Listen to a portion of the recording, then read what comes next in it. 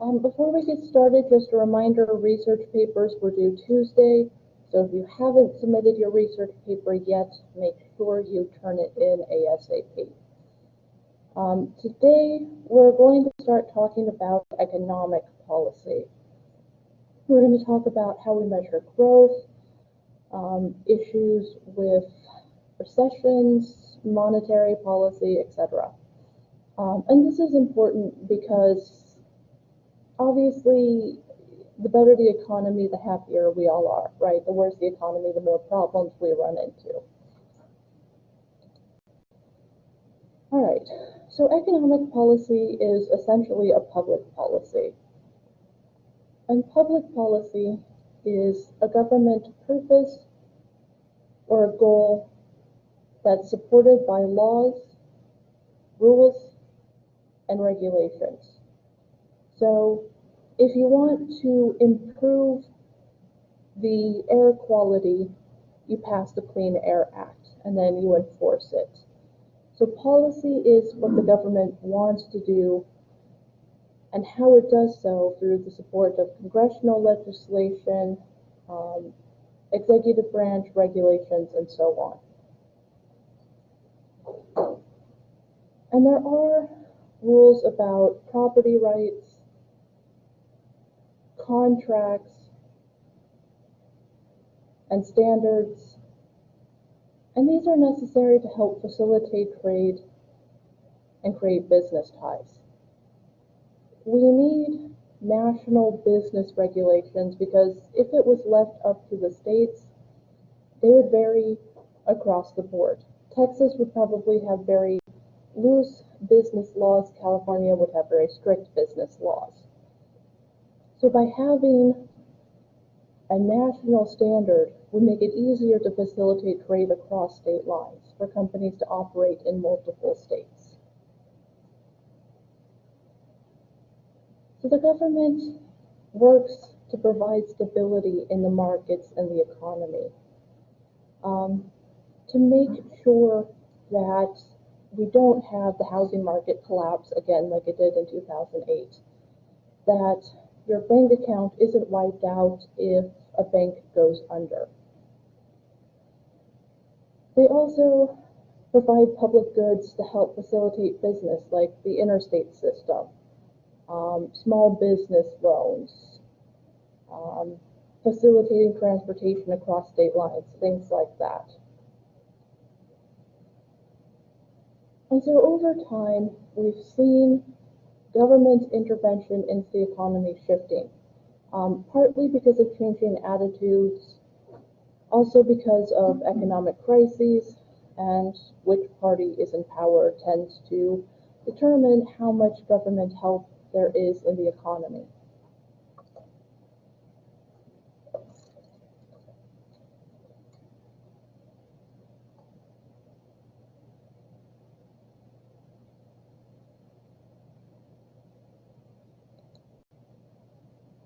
Okay, so how do we determine the economic growth of a country?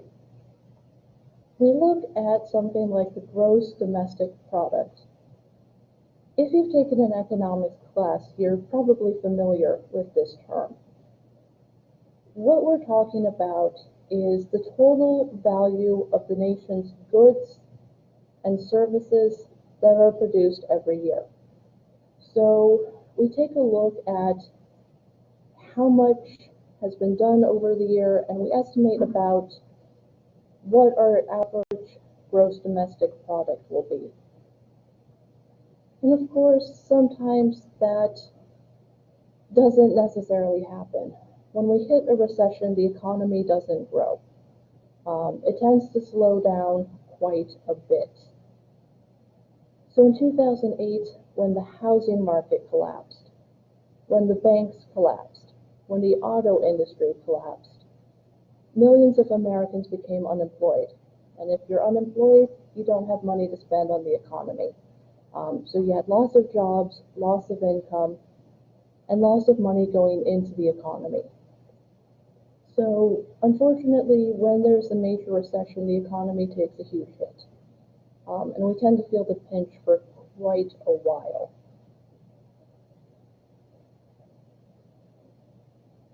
So to figure out basically how we have economic growth, there's three prerequisites. The first is that there's a strong investment in the economy by consumers, businesses, and the government. If the economy is doing well, we tend to have more disposable income to spend on a new PlayStation, or a laptop, or a car. So that's one factor, if there's strong investment into the economy.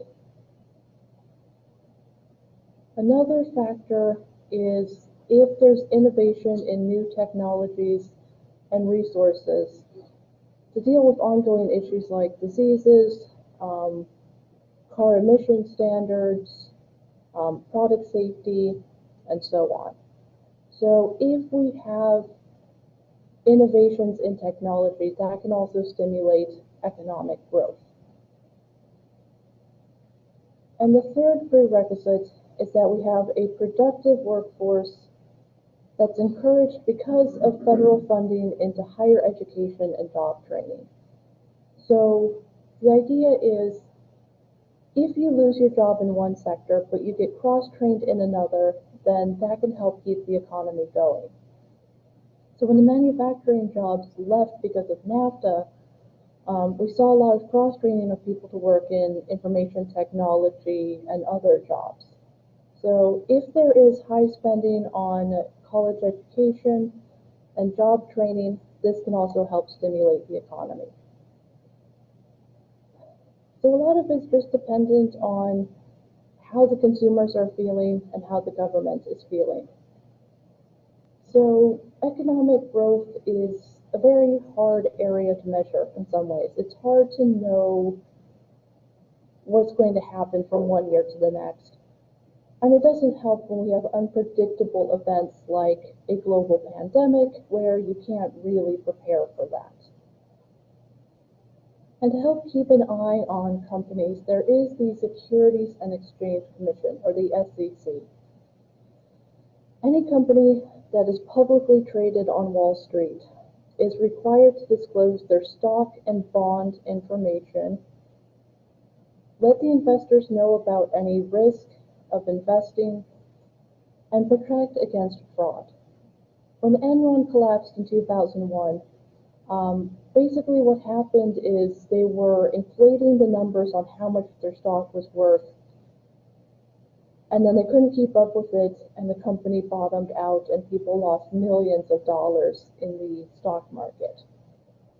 So they wanted to keep that from happening. They want them to be honest in their financial disclosures. If the company takes a hit, then they have to report that, and the stock has to reflect that. When Chipotle has an outbreak of E. coli, their stock tends to tumble because people aren't going there anymore.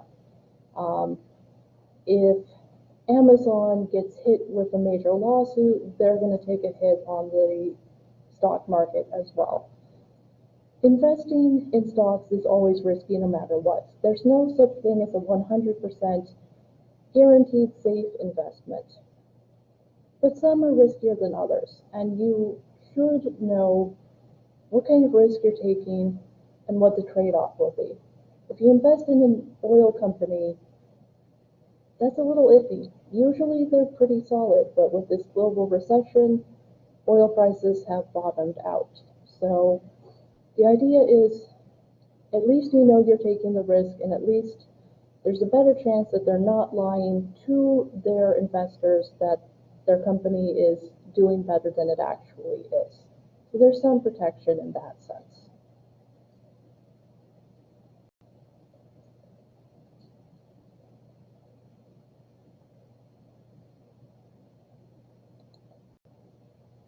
Okay, so in terms of innovation and economic growth, the NIH is the National Institute of Health. And what they do is they work to develop new vaccines. So the NIH has been sponsoring COVID-19 vaccines. And recently, Pfizer announced that their vaccine is at about 90% effective rate. So we're getting closer to a vaccine. And it's because of the NIH that these companies have the resources to devote the time and energy to developing a vaccine, testing it, and making sure it's actually effective. They work also on the Human Genome Project, trying to map out genes, track diseases that are genetic, like schizophrenia and others. And they're trying to fight bioterrorism. One of the biggest concerns we have is what happens if someone weaponizes anthrax and then drops a vial in the middle of Times Square. There was the anthrax attack in 2001. So there's concerns about terrorists getting their hands on contagious diseases and trying to cause massive epidemics. So they're working to try and fight these kinds of problems, to develop more medications and vaccines and try to work with global pandemics. So they were involved in the fight against swine flu. And when we had that small Ebola outbreak here in 2014. And we saw the federal government finally getting involved in the economy during the New Deal. It became clear pretty quickly that the Great Depression wasn't going to be solved in a month or even a year. So the Roosevelt administration said it is the role of the government to intervene. So at this point, the government put together the New Deal programs. Creating jobs in industries like electricity, roads and bridges, construction, the arts, teaching, and so on. So the government was essentially the biggest job creator during the New Deal.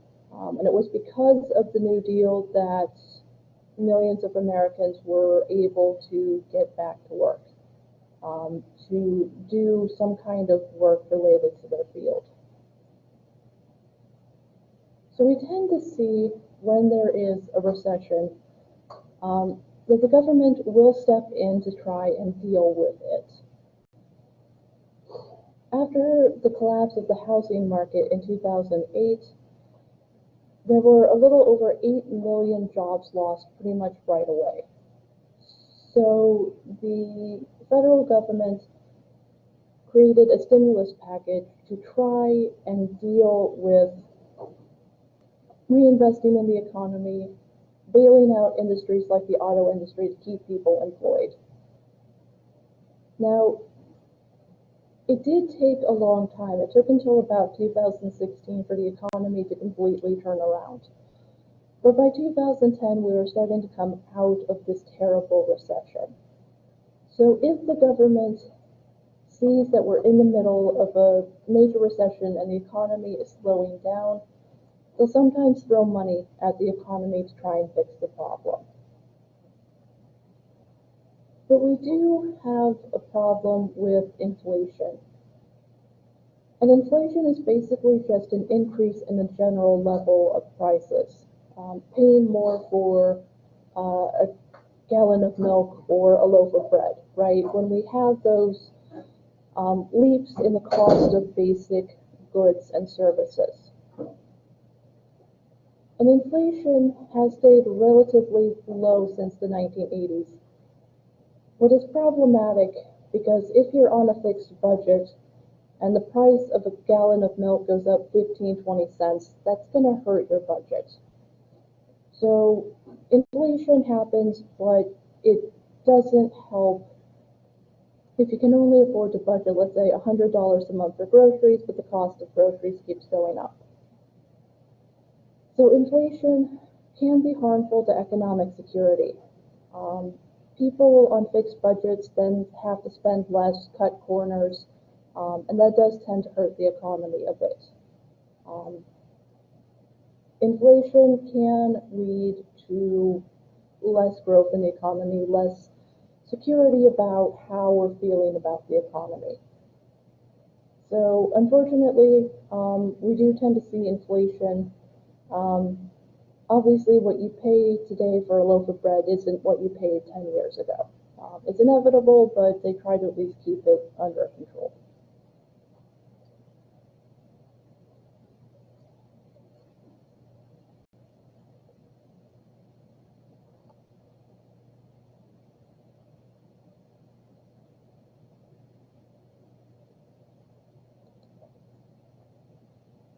Okay, so in terms of how businesses have been developed over time, the federal government used to give land for the railroads. They gave over 100 million acres of land to the railroads to the point where we were able to connect the West Coast to the East Coast via railway. They also provided agricultural subsidies and still do to farmers. Um, Agricultural subsidies cost about $20 billion a year. And unfortunately, the majority of that money isn't going to small farmers anymore. It's going to large corporate farms. Small farmers are very small, right? We don't tend to see as many independent farms these days. They tend to be owned by a larger corporation. So we're essentially bailing out large conglomerates rather than the independent farmer who's still trying to keep going. And the government will try to encourage business through things like a categorical grant, using money to build things like the highway system. The highway system is a 900,000 mile national highway system that started in the 1930s and then added another 45,000 miles of federal interstate by the 1950s. So the idea was it should be easier to get goods from California to Maine, and it shouldn't take 2 or 3 weeks.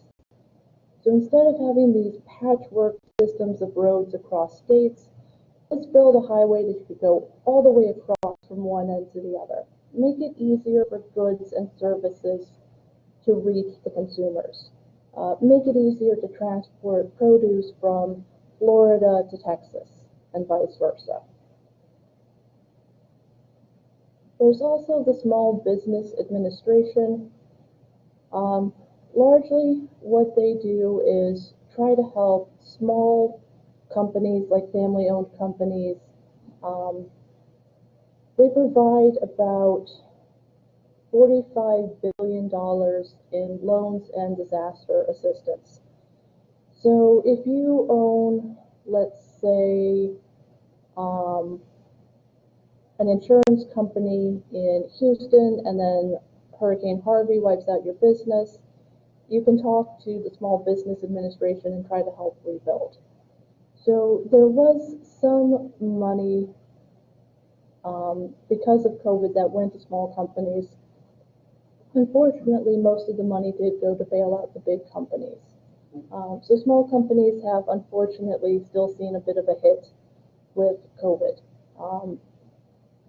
They didn't quite spread the money out properly. Amazon didn't need a bailout. Amazon has actually made the most money in its history during the pandemic because everybody was home and everybody was buying stuff. So instead of giving it to Amazon, they should have given it to local companies, restaurants, bars, etc. So there is some money, there's just not quite enough. And we have seen some promotion of renewable energy. The government has spent about $46.5 billion in tax support for renewable energy companies, solar, wind. Sometimes you get a tax break if you put solar panels on the roof of your business or your house, so there's some attempt to increase renewable energy. And also promoting national security technology like a virtual private network to protect your data, antivirus software, things like that to try and protect companies from having their data stolen. It does still happen, unfortunately, but at least there's an attempt to keep it from happening.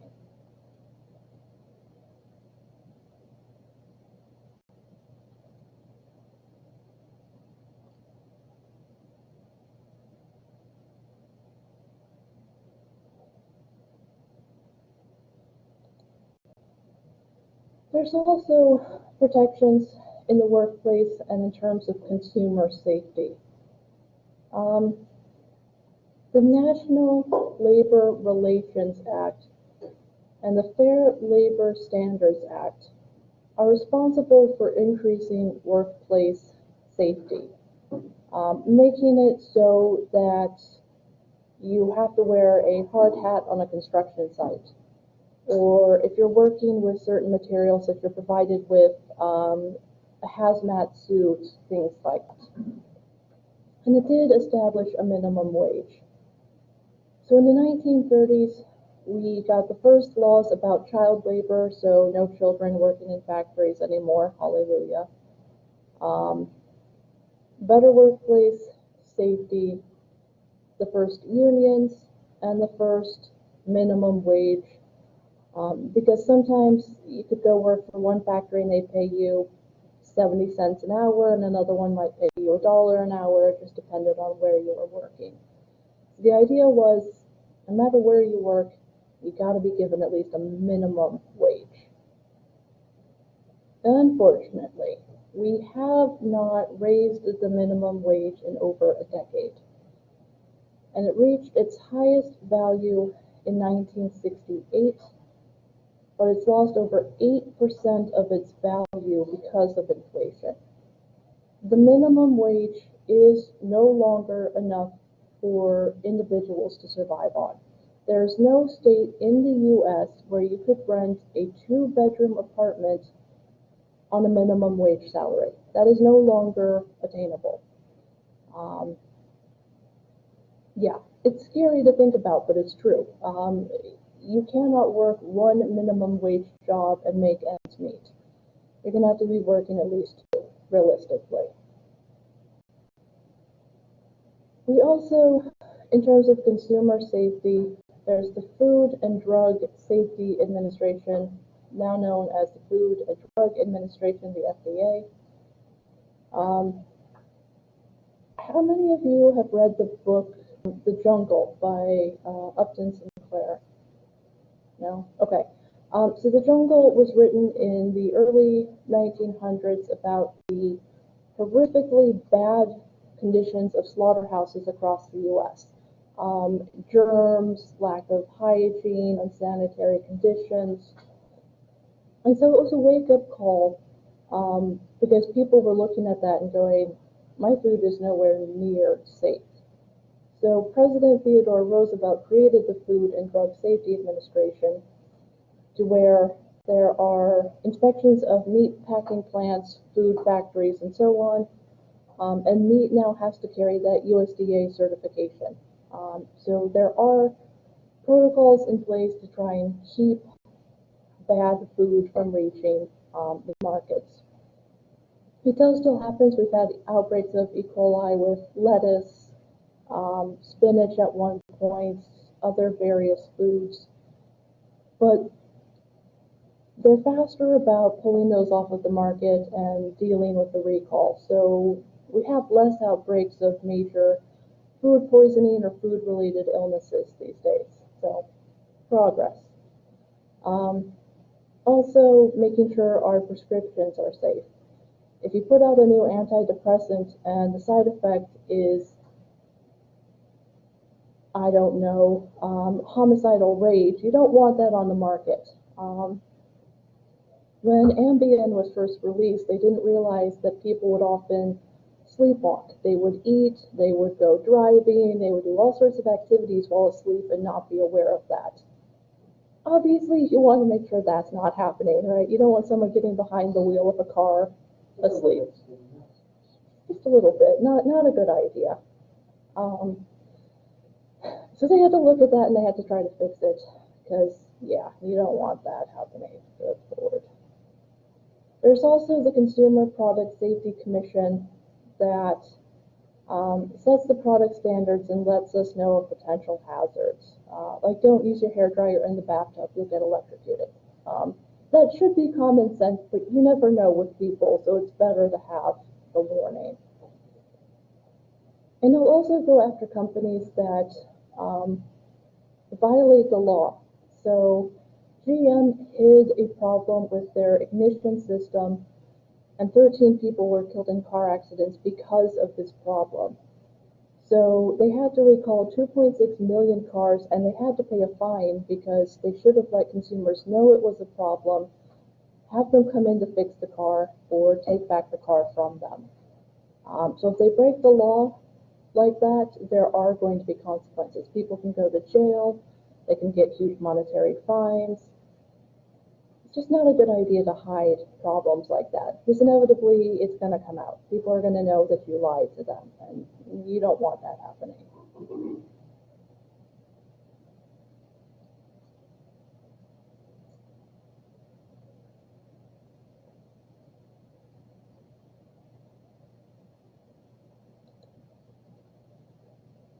Okay, so why does the government intervene in the economy? Well, we tend to blame politicians for a bad economy, even if it's circumstances beyond their control. You can partly blame President Bush for the collapse of the housing industry because he removed some of the regulations that prohibited predatory loaning. But it's not entirely his fault, right? It's not like he could predict that they would engage in those mortgage speculations, loan people money for houses they couldn't afford, and inflate the housing market to the place where it just collapsed. But the reality is we tend to blame politicians and say, well, you should have done something to prevent this. And sometimes there's just nothing they can do about that. And up until the Great Depression, the attitudes of both parties largely was the economy will take care of itself. If there's a problem, we'll leave it to the states and the businesses to fix. We can trust businesses. Uh-huh. So the Great Depression proved that you can't trust businesses to regulate themselves. And also, when the economy collapses, it can't fix itself. It can't. It's just not capable of fixing itself. So this is when the government has to intervene. If the market collapses, then the government has to step in and fix it. They have to keep people from losing everything that they have. So this is tied into an important economic theory called Keynesian theory. John Maynard Keynes was a British economist, and he was the first economist to make the argument that the government has to intervene in an economic crisis, and that to fix it, they have to stimulate the economy by pumping money into it in the forms of stimulus spending, cutting taxes if necessary, but also stimulating demand. So when the housing market collapsed in 2008, the government was trying to bail out homeowners so we wouldn't have millions of homes that are foreclosed on.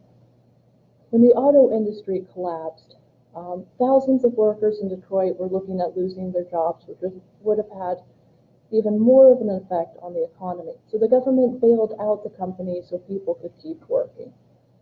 So because they stepped in, the auto industries were able to survive, and people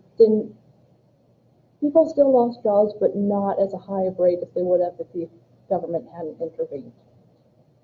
So the idea behind this is the government has to stimulate the economy during a recession. It's why we got a $1,200 check, most of us, because of COVID, right? They wanted people to go out and spend the money and stimulate the economy. They've deadlocked on a second round of stimulus checks, which quite frankly may be necessary because we are in all likelihood heading for another recession. The unemployment rate's at about 6.5% right now. That's likely to go up. And people aren't spending money because they don't know if they're going to have a job or not. So the idea is give the people some money and hope they'll go out and spend it and keep the economy afloat. Unfortunately, the prevailing theory in the United States is what's called laissez-faire capitalism. But the economy works best when it's left alone. So the government tends to be hands-on during a crisis and hands-off once it's over. Some stricter regulations were put into place on banks and mortgage companies, but the housing market could collapse again. We're starting to see housing prices going back up again, which isn't necessarily a good sign. In Florida, the cost of housing has reached a point where I believe within the next 2 to 3 years, that housing market is going to collapse. It's not sustainable. You can't build an 80-story apartment building in Miami and charge $2,500 a month for a studio apartment and expect that to be sustainable. That's just not going to happen. Inevitably, the market's going to have to bottom out. So we do tend to see differences between Democrats and Republicans on the role of the government. Republicans tend to take the attitude of the economy is bad if we overregulate businesses, whereas Democrats say the economy is bad because we don't regulate businesses enough. So Republicans tend to take a laissez-faire attitude. Democrats tend to say we can't trust these companies to regulate themselves. So how much intervention there is in the economy sometimes depends on who's in charge of the government, if it's Democrats or Republicans.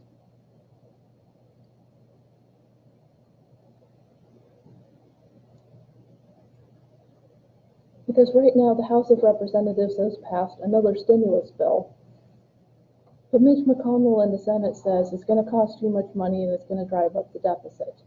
You've got Democrats saying we need to spend the money to stimulate the economy, and Republicans saying we really shouldn't be spending money right now. So nothing's happening in terms of a second stimulus package.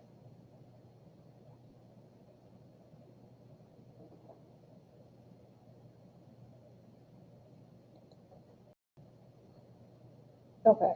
In terms of how the government does generally play a role in the economy,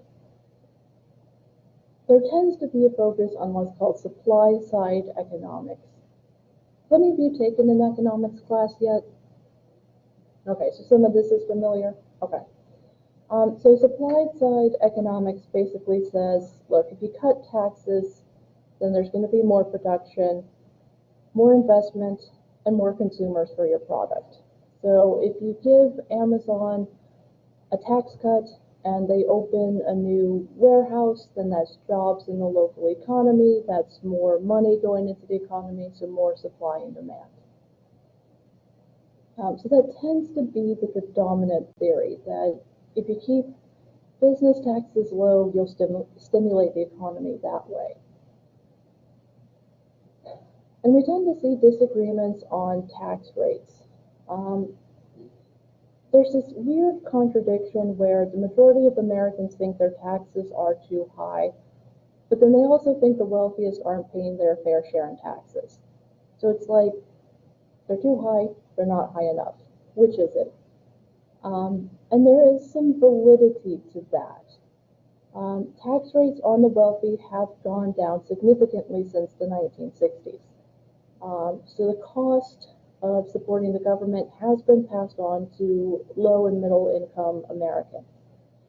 So there's some agreement on that, but there's disagreements on how much we should have to pay in taxes. Nobody likes paying taxes. It's a necessary evil. But we do tend to think, you know what, I would like it if I didn't have to pay quite so much. And we see Democrats and Republicans disagreeing on how to handle the economy. Republicans support cutting spending to reduce our deficit. Our deficit right now is in the hundreds of trillions of dollars. So when Republicans are in office, they tend to say, let's cut welfare spending, healthcare, education, etc. to balance the budget. Democrats, on the other hand, say, you can't do that. You still got to put money into education, healthcare, and infrastructure. So they tend to argue that instead of cutting spending, you raise taxes. So Democrats, when they're in office, will tend to increase taxes, but not cut spending. Republicans tend to cut taxes and decrease spending. So it's kind of two sides of the coin. Now, where there is agreement is on Social Security and Medicare. No politician in their right mind would ever argue that we need to cut Social Security or Medicare. Don't tick off the senior citizens. And also, societally, our attitude is, you worked for 40, 50 years, you put in your time, you're retired, it's our turn to take care of you, right? We should be supporting senior citizens who are no longer able to work. So across the board, there is fundamental support for Social Security and Medicare, even though they are the most expensive government social policies and programs. Again, no politician is going to argue that we need to cut Social Security or Medicare. So that is one area where we see some commonality between Democrats and Republicans. But our deficits have increased because of the high costs of the wars in Afghanistan and Iraq. War is expensive. You have to spend a lot of money to try and win. There's also millions of dollars for the war in Iraq that just mysteriously disappeared. That does unfortunately happen sometimes too. And tax cuts do increase the deficit. You cut taxes, there's got to be an offset somewhere. So if you cut taxes, then that money's not coming in and the government goes into more debt. So our deficit has been increasing since 2001 because of multiple tax cuts and two very, very long, drawn-out wars.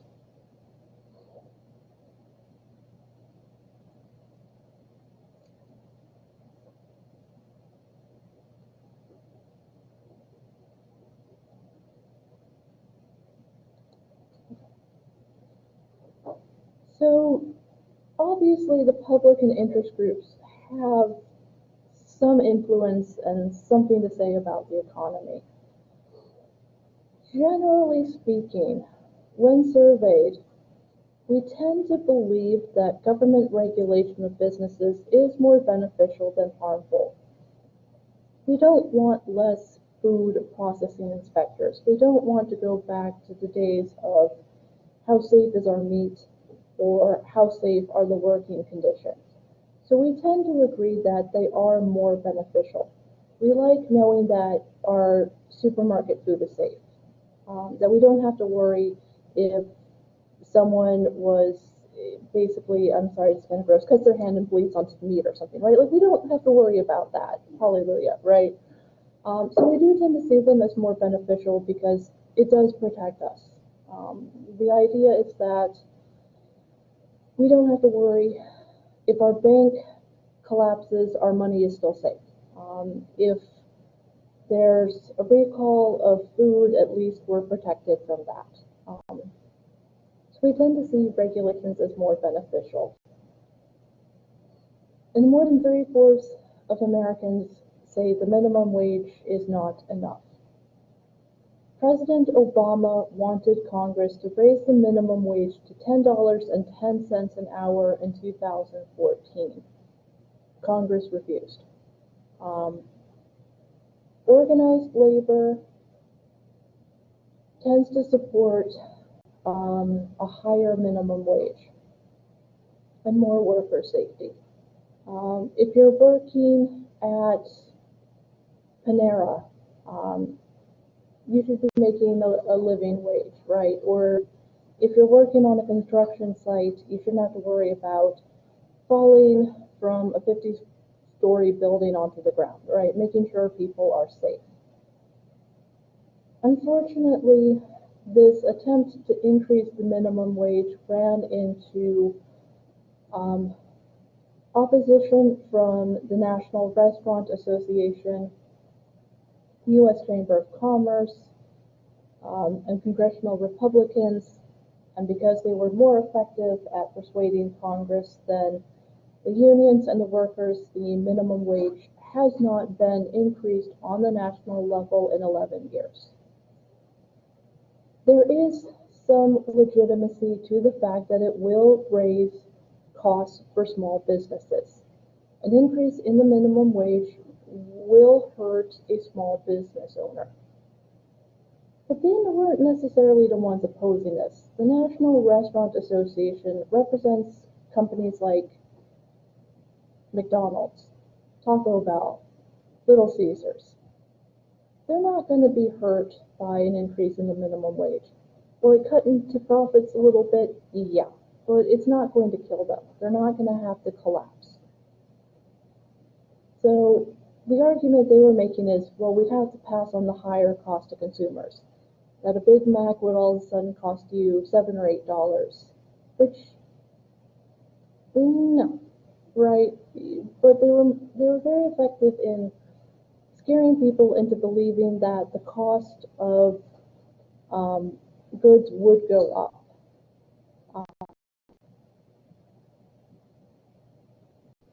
Yeah, kind of. Correct. Yeah, I mean, they're still going to have good deals on supplies. They're still going to get a discount on where they buy their supplies. Maybe like a 50-cent increase in the price of like a burger or fries or something like that. It will go up a little bit, but the reality is the minimum wage has not kept up with inflation. So you can't afford to buy most things if you're on minimum wage anyway. So we have to increase the minimum wage so people can actually buy things. Will that lead to a higher cost in goods? Yeah, but that's inevitable.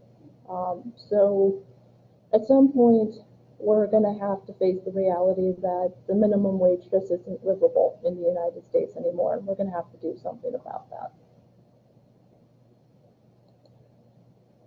Okay. The 2008 recession was the worst in modern history. Basically, what happened is it started with the housing market. Companies like Fannie and Freddie Mac and others were giving people a mortgage for a house that was more than they could afford. They might go up to you and say, hey, you want to buy a $300,000 house? We'll give you a mortgage, even though you can't afford it. Why not? So people would buy houses that were more than they could clearly pay for. Then they would increase the interest rates on the loans. People stopped being able to pay them, and they would lose their house. And because this was so widespread, the housing market collapsed. And then the banking industry collapsed. Wall Street collapsed. The auto industry collapsed. Basically, we were heading into the worst recession since the Great Depression. So when President Obama came into office, Congress started spending money to bail out companies and prevent the complete collapse of the economy. So they passed the American Recovery and Reinvestment Act, which was about $789 billion to help stimulate the economy. They cut individual and business taxes by $288 billion to try and get people to go out and spend money and to hire more workers. $195 billion was spent on aid, healthcare, and job training for low-income or unemployed workers, and $44.5 billion to prevent cuts in education spending and teacher layoffs. So the idea was, let's try to keep the economy open as much as we can. The national unemployment rate rose to an average of 9.6%. Millions of Americans lost their jobs, and a lot of them couldn't find full-time work. So we saw a lot of people leaving a full-time job and having to take a part-time gig just to try to make ends meet. Companies stopped hiring people, and unfortunately, a lot of them said, well, if we can pay one person to do the job of two people, why would we hire someone back? So it took a while for companies to actually start hiring people back. A lot of them took the attitude of, it's cheaper, so let's just keep the one person instead of three. So jobs were created, but it took quite a while to get the economy turned around. It wasn't going to be overnight. We had to get the auto industry fixed. Then we had to bail out Wall Street. Then we had to figure out what to do about the housing market. We also had to figure out how to help the millions of Americans who lost their homes. So it took quite a while to get the economy turned around. It took several years of hard work to get us back to about where we are now. So it was a long, long process. And so it's important to understand that the government can only do so much about the economy. And the government did basically everything it could in 2009 to deal with the recession, and it still took the better part of 5 years to get the economy really turned around. So the economy is a complicated creature.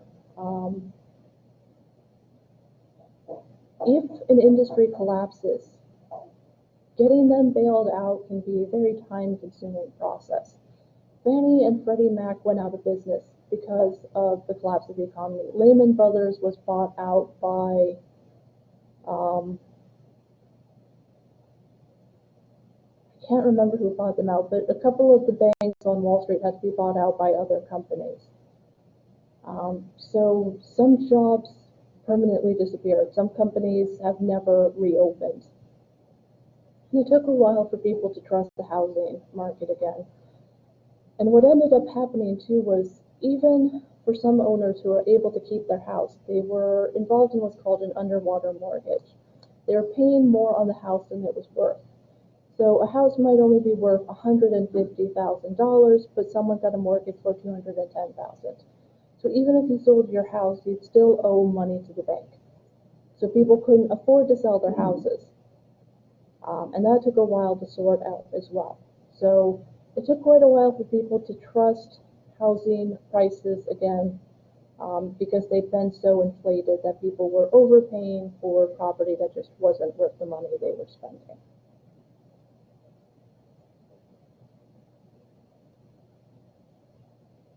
And now we're back in a period of time where it's pretty decent housing market. For a long time, there were a lot more sellers than buyers. Now we're almost back to the point where there's more people looking for houses than there are for sale, which for the housing industry is a good thing. Yeah. And like paying for the house, and like family was rolling and cereals and everything. Mm-hmm. And so they're like, well, whenever you try the house, you have to do that soon, and everybody's fighting for it. Yeah. Yeah, and some housing markets are insane. My parents used to live in the Los Angeles area, and they owned a townhouse. Within 24 hours of it being on the market, they had a full price offer for their place. Because finding anything under $500,000 in Los Angeles is ridiculous. So they had 2 full price offers within a day. And they're like, well, great, now we have to find a house in Texas. So they had the opposite problem, like, how do we find a house? But yeah, some housing markets are just that crazy that it took them like 2 days to sell their house, and that was it. Yeah.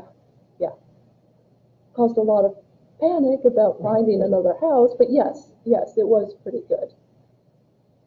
Because in Los Angeles, you're lucky if a basic house starts at $1.1 million. I'm not even talking like a nice house. I'm talking like a basic 2-3 bedroom house that you see starts at $1 million. Fun times. All right, any other thoughts, questions on this? No? Okay. So next Tuesday we'll talk more about taxes, other business regulations, and so on.